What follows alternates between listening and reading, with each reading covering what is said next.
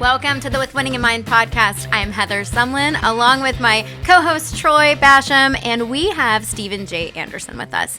He's an entrepreneur, he's an author, he's a presenter, he's a philanthropist. He's done almost anything, and most recently he wrote this book, and I am enjoying it way too much.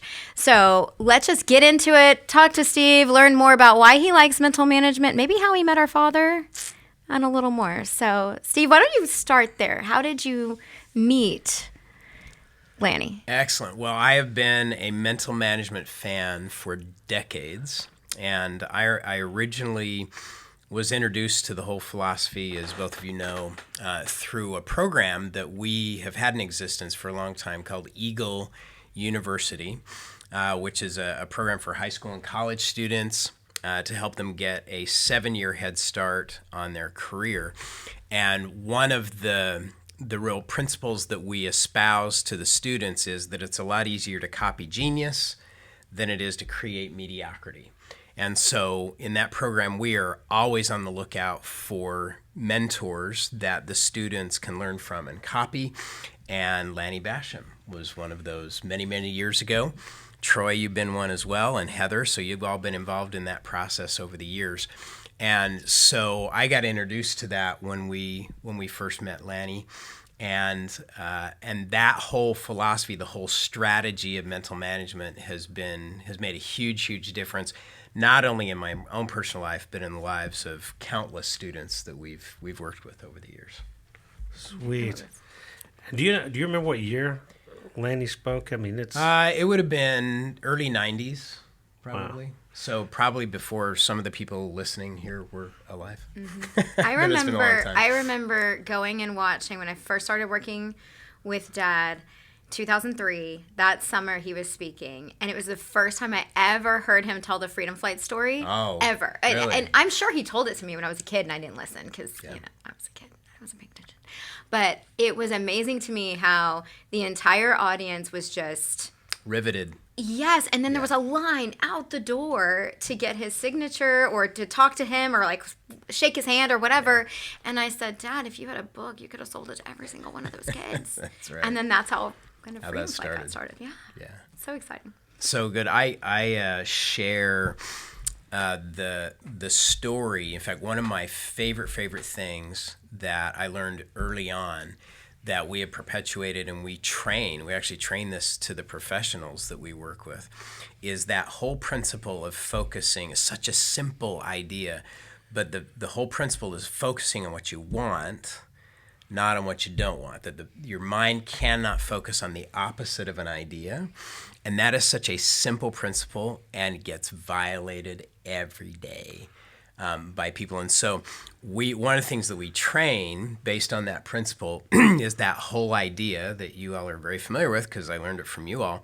is that idea we teach our teams that we work with professionally, is that when they meet every day, so for example, we work with a lot of dental teams around the country, and so we teach this principle of having a morning meeting for 15 minutes, and the first item on the agenda is, what is the best thing that happened yesterday? Ooh, I like that. And that came directly from mental management, of that idea of focusing on what's working, what's working, what worked, and then focusing on that first so you can replicate that today. Whatever worked yesterday, we're going to do it again today. Now, there's things that maybe didn't work, and that's all right. We'll fix those. But focus first on what's working so you can keep doing more of that. And what we find is that human nature, as you all have taught me, for whatever reason, human nature wants us to focus on the opposite of that. You get a group of people together, and left to ourselves, if we're not careful, the first thing we talk about is what's not working. Everybody wants to complain about the weather and the traffic and what got screwed up yesterday and the whole deal. And so everybody's talking, and then now everybody's focused on what they don't want instead of what they want, and the whole thing comes unraveled. So that principle of focusing first on what's working, and we say the best thing that happened yesterday. Now, I love using that at home. So when you all first taught me that principle, I implemented it first at home. So I went home, and one of the things that we love, I love this this whole concept. So we have at our house a round table. We eat at a round table, and that happened totally by accident. One day we were moving, and the people that were buying our house loved the table that we had, and they wanted to keep it. So they asked if they could buy our table, and then they offered just to swap their table for our table. So we went and looked at it, and it was about the right size, and it happened to be round. Excuse me. And so we got their table.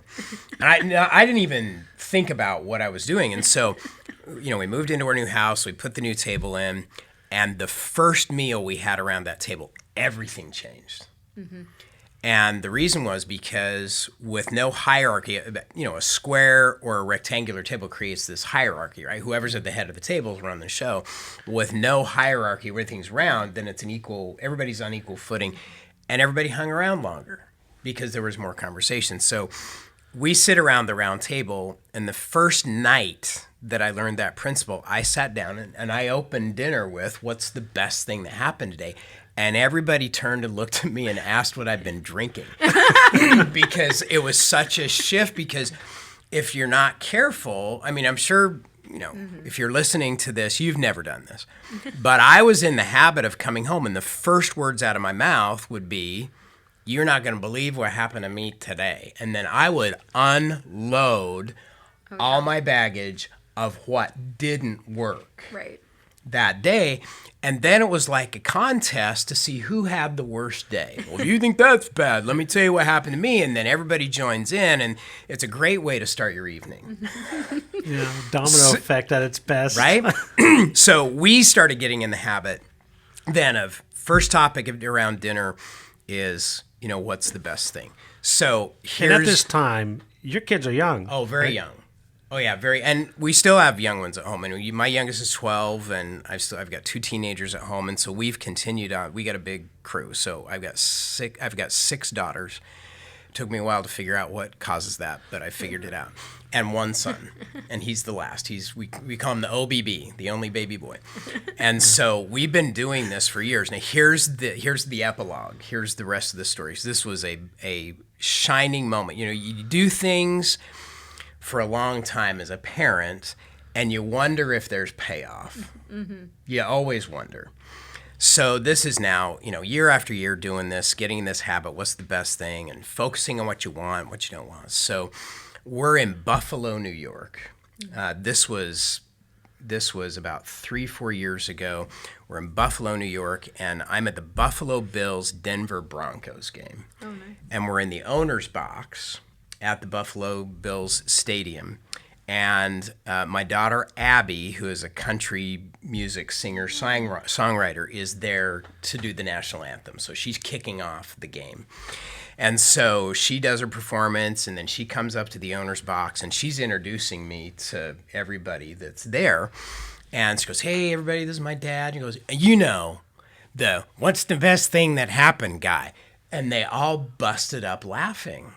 So unbeknownst to me, what she had done with her whole band and everything she was working with at her record label is she had taken that habit, and did not tell me about it, had taken that habit and instilled that. She established that as part of their daily routine, that when they met, she insisted that they start every meeting with the best thing that had happened since they met last. Oh, I love it. So I love that, the fact that reinforcement of that habit had carried over into what she was doing in her business. So that is one of many, many things that I've taken away from what you all have taught me that has made a huge, huge difference. That is so fun. I love that. I love that she continued on in her business. Oh, yeah. Yeah, but didn't tell him. Yeah. Shocked him at the end. That's great. That's right. Which is even better. I mean, she has a sense of humor. Probably. So I love it. So as far as your journey, because you've been very successful in business, helping other people become successful, which is basically why we get along so well, because that's what you kind do. of what we do. Absolutely. So you've been an author of many books, but the one that we know is I believe the first one you wrote. Yes. You want to share kind of that and kick that off and in fact, then segue into this one? Absolutely. You guys have been big fans of the 13 biggest mistakes parents make and how to avoid them. And we've made all 14 of them. There's 13, Troy. So here's the quick backstory. So Eagle U, where that came from is we have a training, several different training companies where we train professionals and on how to build their business and how to be, how to have a profitable, productive business. And one of the requests that we got early on was those clients would come to us and they would say, I wish I would have known some of these principles a lot earlier in my life. And would you all consider doing this program for, younger people? And I thought that was a really bad idea. Just the thought of being responsible for a huge group of teenagers for, entire week, that was not a responsibility I wanted to take on. And we had a woman on our team who had the vision, and she came into me one day and she goes, it's an interesting idea. And she goes, would you mind if I just did a little survey with our existing clients to just say, if we were to do this, what would you want? What principles do you think are the most important? What would you want to share? And so I said, fine, do the survey. And I kind of forgot about it. Well, she came back 3 months later. She kept all this on the down low. And 3 months later, she came back and she goes, okay, I filled up the first course.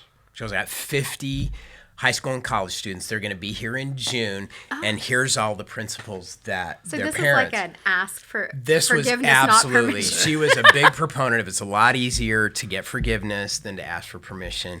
So this was like this. You know how they say build it and they will come? Well, this was like they're coming, so you better build it. It was totally the opposite. So we had to build this program, and sure enough, the 50 of them came. A few months later, and that was the birth of Eagle U. And its whole goal is to give high school and college students a 7-year head start in their career. So early on, I started journaling what I was learning from the students. Now they came to learn from us. But I started journaling what I was learning from them because we all know that the person who learns the most in any classroom is the person who's teaching, right? And so there's huge power in that of taking a principle and then having to teach it to somebody else. And so I started journaling what I was learning. Well, over the years, this started growing and growing, and it got to be pretty big of all these things I was picking up from the students because they would tell me things they would never tell their parents about what was really going on. And so at a point I thought, this I don't know what to do with this, but it's a lot of stuff. So I packaged it all up, and I at some point I put this working title on it, which was the biggest mistakes parents make. So I finally packaged it all up and I sent it off to my dad. Now, here's the context of this. My dad ran the largest ad agency in the Western United States most of his career. So he spent his whole career figuring out how to say things in 6 words or less. Wow. Because that's what a good advertising guy does. So that's what he called the billboard budget. So a good billboard only has 6 words or less, because you can't absorb more information than that in a glance, right? You're driving down the freeway and you can glance at it for like a half a second, but if it's got more than 6 words, you're not going to grasp it. Right. So his whole world was how to condense things and say them in as concise way as possible. So now I know why Buc-ee's has 6 or 7 exactly. boom, boom, boom That's in right. a row. You got to do repetition, right? Yeah. So I sent it off to him, with the cover page, not even thinking that I was sending my dad a document that said the biggest mistakes parents make. Yeah. Oh. Yeah. Not very smart, right? So a couple weeks later, I get a phone call from both he and my mom, both of them on the line. That's never good. And he said, listen, your mother and I have read all this genius information that you've written. And he said, we've come to the determination we've made just about every mistake that you've put here in this brilliant work that you've done. You mean they didn't say 14 either? They didn't try to add 1 like I do? Yeah, and actually he said, we're trying to figure out for the life of us how you turned out the way you did. So they went to work with his amazing editing skills. So they went to work and then put that in form to what then became the actual book, The 13 Biggest Mistakes Parents Make. And so there are 13 of them.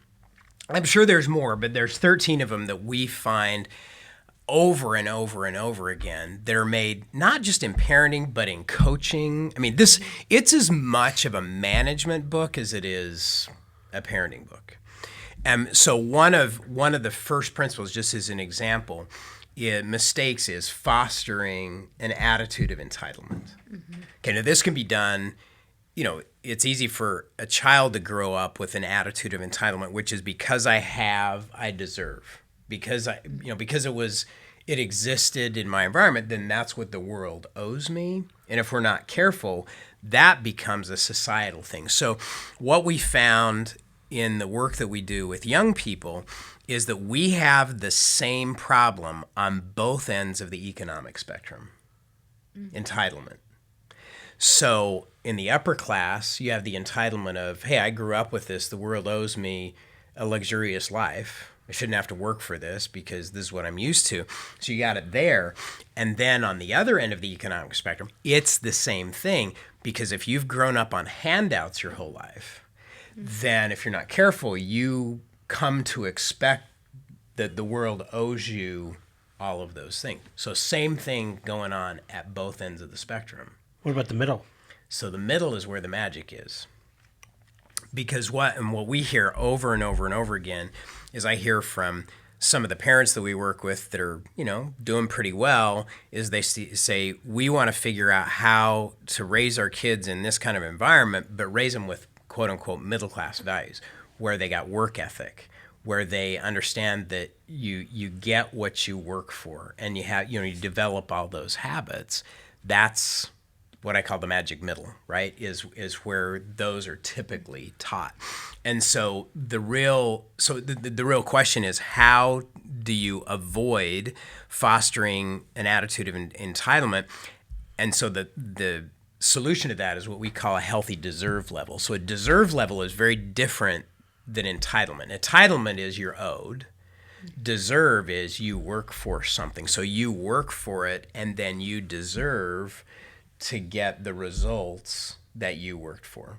It's the law of the harvest. Just like I go to work, I do what I'm asked to do, I get a paycheck at the end of the day. Exactly. Yeah. So, for example, a healthy deserve level would say, if I practice the habits of mental management, right? If I focus and visualize, if I do all those things, then I deserve to get the returns because I made the investment, right? Yeah.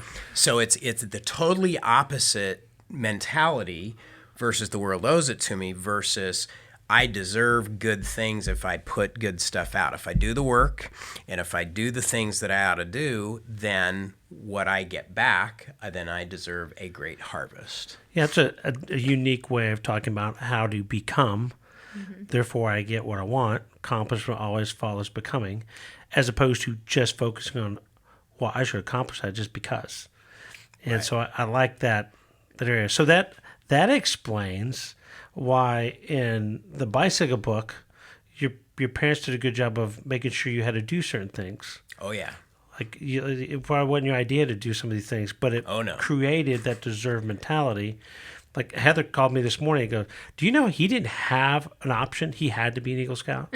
No, that's true. So absolutely. So we had some non-negotiables. Mm-hmm. I say we because I inherited them. So there were non-negotiable. And the non-negotiable is there's no negotiating. I mean, how many siblings? How many? So I'm the last of 7. So I have 7 children. So you're carrying out the tradition. Oh yeah. So you relate to your son. I'm the last of 7. My dad affectionately referred to me as the bonus baby my whole life. Yeah. His lease on youth. And what's your son's name? Owen, you're having 7 kids in the future. I'm just letting you know right now. Right. You got to keep the tradition. So we had the non-negotiables. There were several, but here were some of them.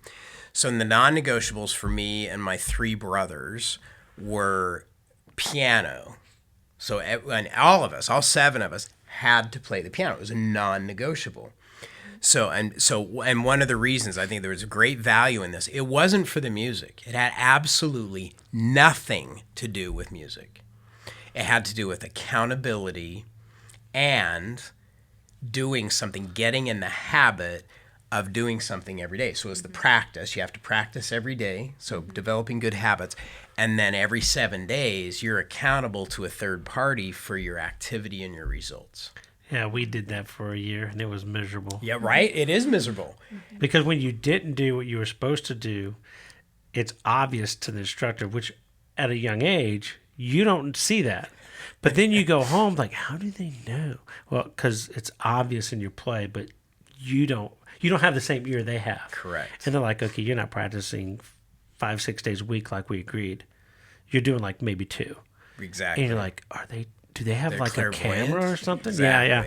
So that was why that was a non-negotiable. Now, what I found out later, which I didn't realize at the time, and we've actually carried that tradition on. So all of our kids, they all play piano. So we've had the same piano teacher for 20 years. That's awesome. He's from here in Louisville. His name is Mike Springer. He is an amazing musician.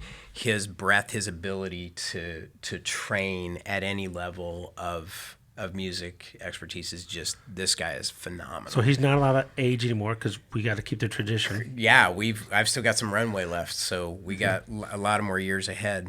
But what I didn't realize until later is that music is one of the few activities in which you can engage. So playing, so whether it's piano or violin or whatever the instrument is, it's one of the few things that you can do that develops the whole person. Physical, mental, spiritual, emotional. It encompasses all of those because, one, it's a physical activity, hand-eye coordination. It's mental because you have to be able to count. You have to be able to do math to do music. Then the emotional and spiritual part of it, the emotion because music evokes emotion, and the spiritual part of it because of the creativity. So it is an activity that develops the whole person all at the same time. So piano was a non-negotiable. Eagle Scout was a non-negotiable. So the rule was for those of you that may not be familiar, so the Eagle rank in scouting is technically the highest rank you can get as a boy in scouting, and it takes a lot of work. I mean, there's requirements and the whole deal. So the rule was you get your Eagle and then you can get your driver's license in that order. That was a non-negotiable. None of us ever dared test that rule. And then the last one was all of us had a paper route. So at age 12, we got a paper route. So this was back in the day where the news was primarily delivered either on radio or TV or the newspaper. Actually put it in print. And the distribution system, was young people that would deliver the daily news on their bicycles, tossing the newspaper on everybody's porch. And we thought China created that. Right? I didn't say that, did I? So I inherited a 1960s era purple Schwinn Stingray bicycle, which was the bomb. I mean, that was the only thing there was. In that age, Troy, you rode one when you were a kid. Oh yeah, I had the matching. Yours was did you have red, the matching right? Banana seat color, Absolutely. or was it? The actually, offset? the banana seat was kind of off white. It was kind of a cream color. I didn't have a purple seat, but the bicycle was purple, and so. There's been great family debate on where it came from. We're still not sure where the bike came from, but so I inherited that. And a newspaper route in the neighborhood, 70, 80 some odd, customers that I would deliver to every afternoon. It was an afternoon newspaper. The service standard was 6 o'clock delivery every afternoon. And so I'd come home from school and fold the newspapers and put them in the big canvas bags and put them over the big Texas Longhorn handlebars on my purple Schwinn Stingray and do my paper route. And that alone would have been a great learning experience. But compound that with the informal nightly seminars that happened around the dinner table with Dad, who was, CEO of the ad agency, who would not miss an opportunity to teach principles on the backside of this whole experience that I was having running my own business. So I had to go collect from each of my customers every month. I had to pay the bill. I had to pay the newspaper, go settle up with the route supervisor every month. So it was great lessons in owning and running your own business. Entrepreneur in training. Absolutely. It was, and he made sure that there were certain lessons that were highlighted that have now endured through every business that I have ever started. We've used those same principles, and they are timeless, they're enduring, and everybody, to make a business work or in whatever you're doing, they are timeless principles that just work. Wow. And I think it's cool because it's really story lesson. It's very similar to your For the Mind book or Freedom Flight. It's kind of a story, and then there's all these lessons. I think it applies to business, but I also think it applies to just serving other people. And so even if you're not running a business, I think you can learn from the bicycle book, the 12 secrets of serving others in business and life. You got it. So here's one application, regardless of what you're doing, what your business is, or if you're a performer, whatever it is you do, there are some timeless things. For example, one of the first things that got instilled was what we call your service promise. So what's your promise? What do you stand for? And this applies to anything. If you're a golfer or if you're a bank, it doesn't matter. What is the promise? What do you stand for? So the context for this was he had the advertising account for the largest bank in the Western United States. And he had that account for over 30 years, which in the advertising industry is almost unheard of to hold on to an account that long. And early in his relationship with them, he coined a phrase that they used for over 30 years. So it was the name of the bank, where people mean everything. Where people mean everything. So customer service was their service promise, that when you did business with them, it wasn't about your money, it was about you. That their commitment was to the person first and then their money, in that order. And so everything they did was all about customer service, where people mean everything. And that was their service promise.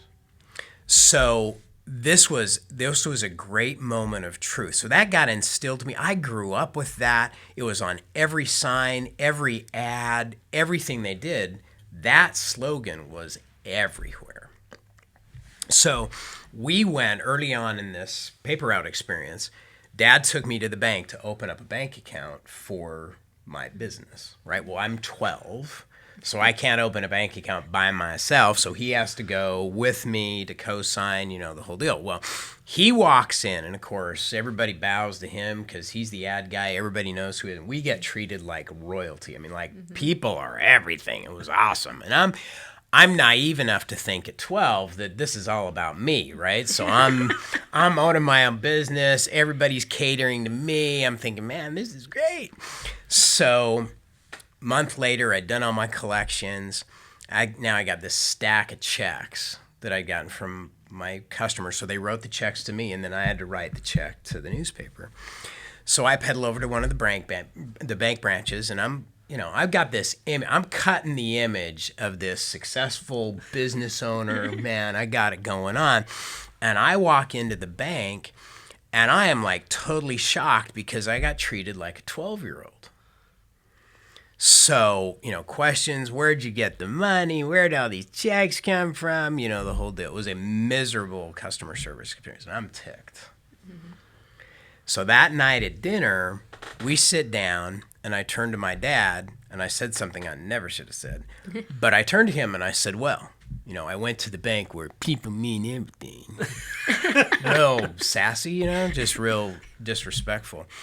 And he was the consummate gentleman, very, very patient, and he leaned back, and he said, well, it sounds like you had an experience.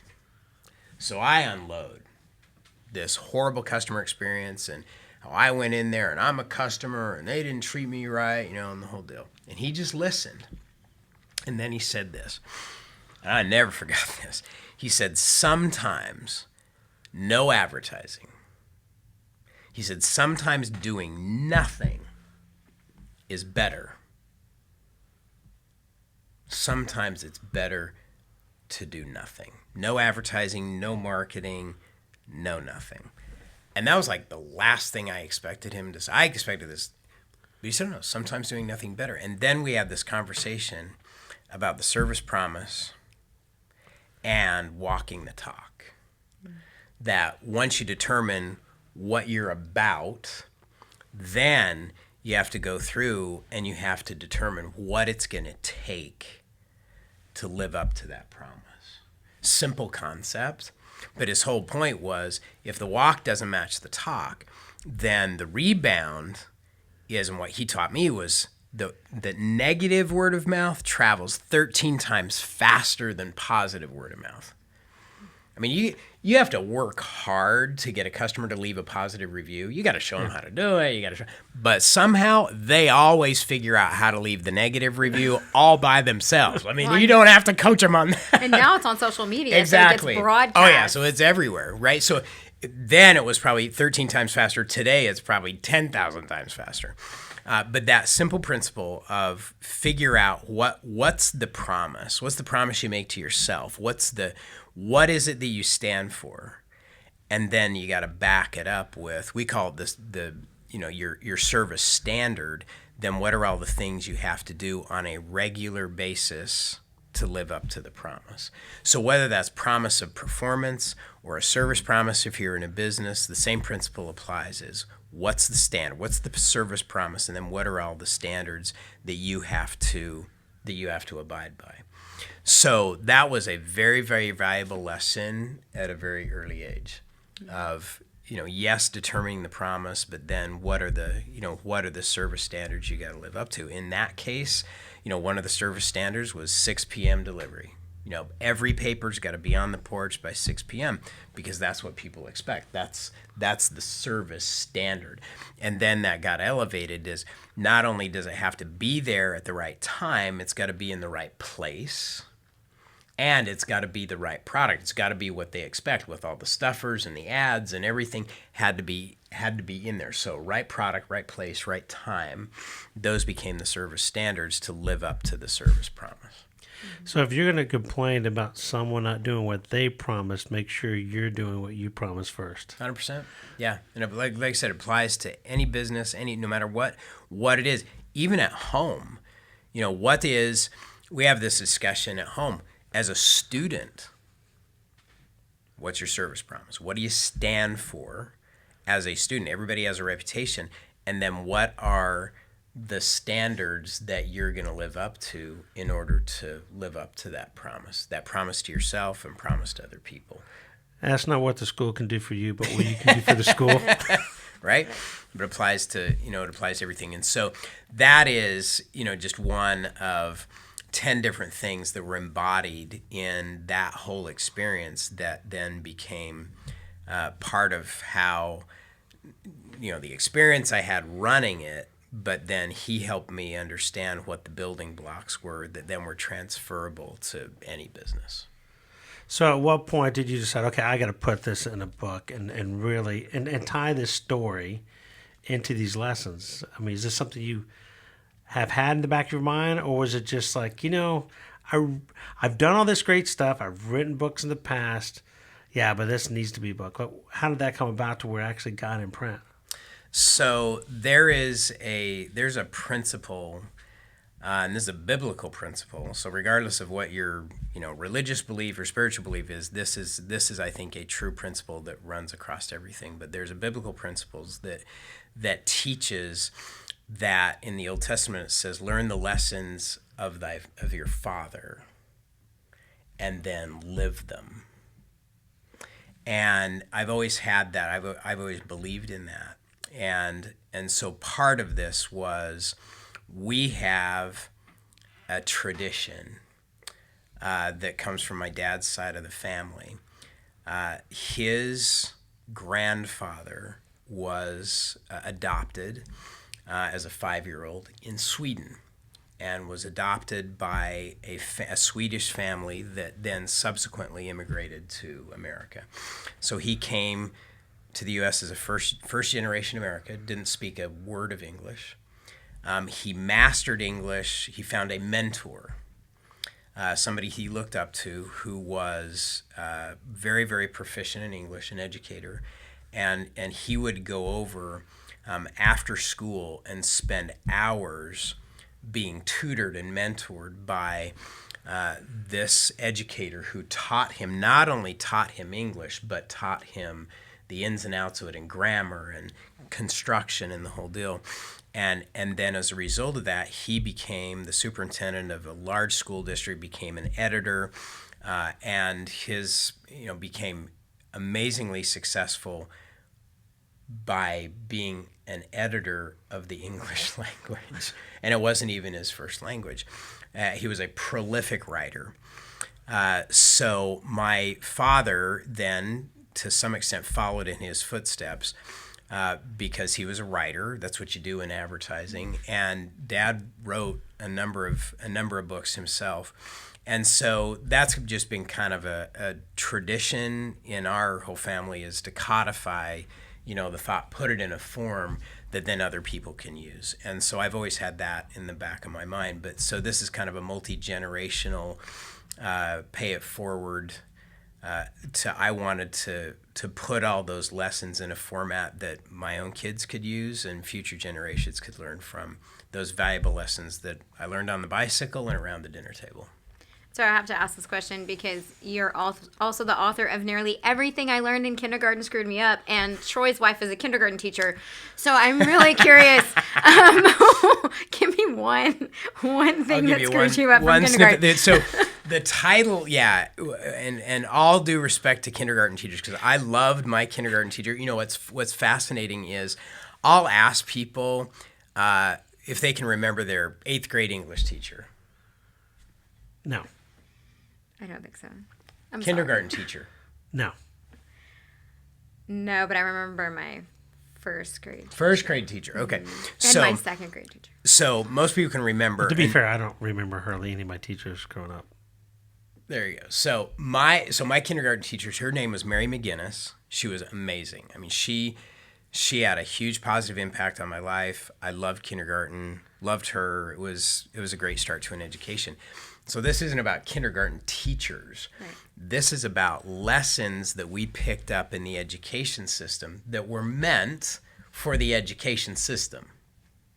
But then we mistakenly overextend those lessons and we apply them to places that were never intended for them to apply.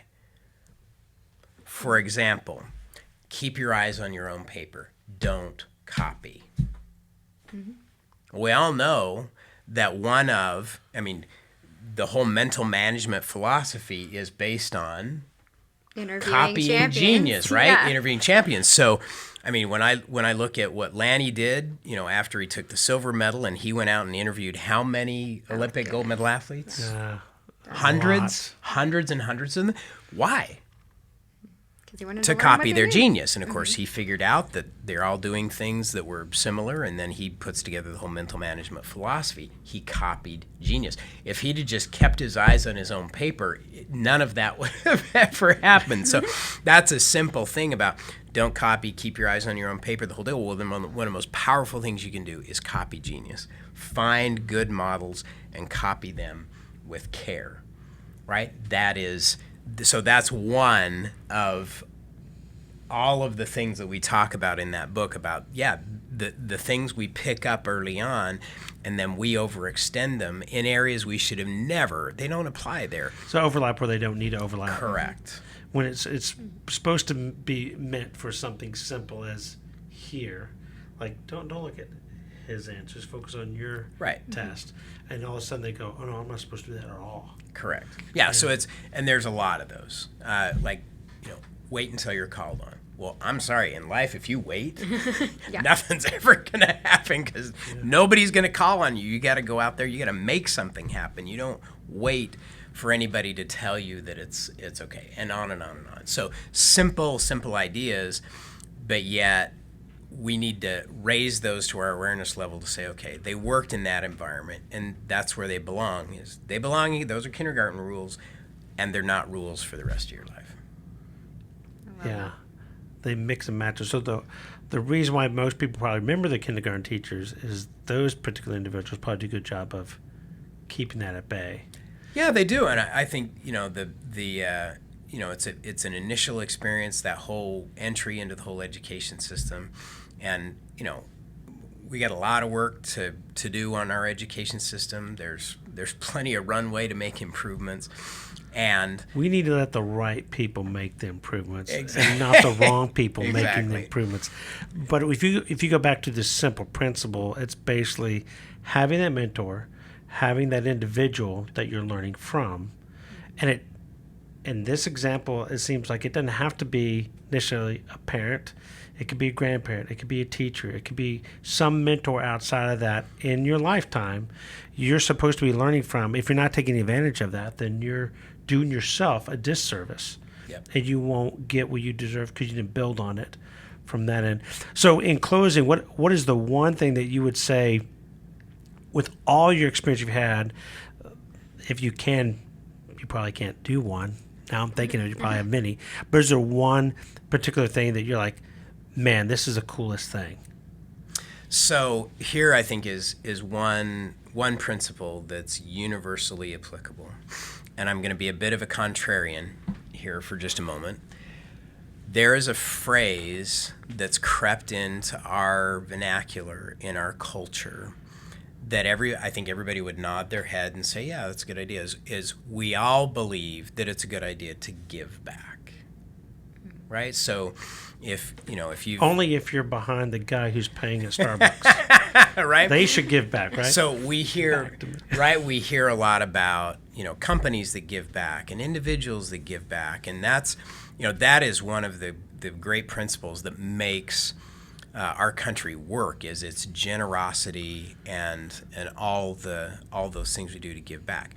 Now I want to analyze that phrase for just a moment, because I'm not sure where it came from, but it has an underlying message that creates a lot of problems, which is, if you are going to give something back, it implies what? That you got something first. That you took it. Mm-hmm. In other words, growing up, I don't know if your house was like mine, but give it back. That phrase was never a positive phrase. Troy, give that back to your brother. Yeah. Give that back. It was always negative. Give it back, give it back, give it back. But yet somehow that's the phrase we use to describe doing good. So I think somewhere along the line, maybe that phrase was created to absolve whatever guilt that people might have from being successful or making a profit. I don't know where it came from, but it's not a great phrase. So I prefer to refer to those kind of activities as not giving back, but doing good. And I learned this from a mentor of mine, Rabbi Daniel Lapin, who espouses this principle. It's a great principle, is to refer to it as doing good. Now, you look at everything that you do in your business, in your life, to do good. And it goes way beyond just the charitable stuff. It is, so if you're a business owner, like, one of the ways you do good is you provide jobs, you provide a benefit for your customers. There's a lot of things you do good to do good beyond just the things that you do charitable. And so one of my challenges is to sit down and write out all the things that you do to do good. And it should include some charitable activities. All that's great. But all the things that you do to do good. Because at the end of the day, what makes all of this work is doing good. A business is successful because it fills a need or a want, and it's doing good in that area to help people get more of what they want and less of what they don't want. If you're a performer, right, you're doing so much good in terms of whatever the value is of your performance, whether it's in athletics or music or art or whatever it is, you're providing a service for other people. Otherwise, you wouldn't be doing what you're doing. So all the things that you do to do good. So that's one of my biggest challenges to businesses and to individuals, is to rethink that whole concept, because doing good is much broader than giving back. And define all the things that you do to do good, and then bake that into everything that you do, because that's what creates more of the good stuff, is when we're all committed to doing good. Yeah, I wish we had more time, because that would be a great segue into the principle of the picture. We will actually have a little bit more time with Steve. We're going to do a Patreon episode here next. So if you're not already a Patreon member, go ahead and join our Patreon channel. But if you are interested in learning more from Steve, how do they get a hold of you? How do they find your book? Very good. So we've talked about a number of different things today. So easiest place that's got a link to everything is my website, StephenJAnderson.com. So Stephen with a V, StephenJAnderson.com, and that has a link to the Eagle U website that we talked about today. So if you have a high school or college age student in your life that wants to get a 7-year head start on their career, you can go to that, or eagleuniversity.org, but StephenJAnderson.com is the link there, as well as the books we've talked about today. We've talked about 3 of them. 13 Biggest Mistakes Parents Make, Nearly Everything I Learned in Kindergarten Screwed Me Up, and the Bicycle Book. Again, StephenJAnderson.com, that'll link to our book site where you can find all of those. And I highly recommend Eagle U. My son went through it. He had already graduated from college, and he went through it and learned a lot. He says, I really wish I would have gone in high school. Yeah. So I recommend you definitely sign your kids up for that. Thank you so much. Like this if you do, share it with a friend, and we'll see you next week.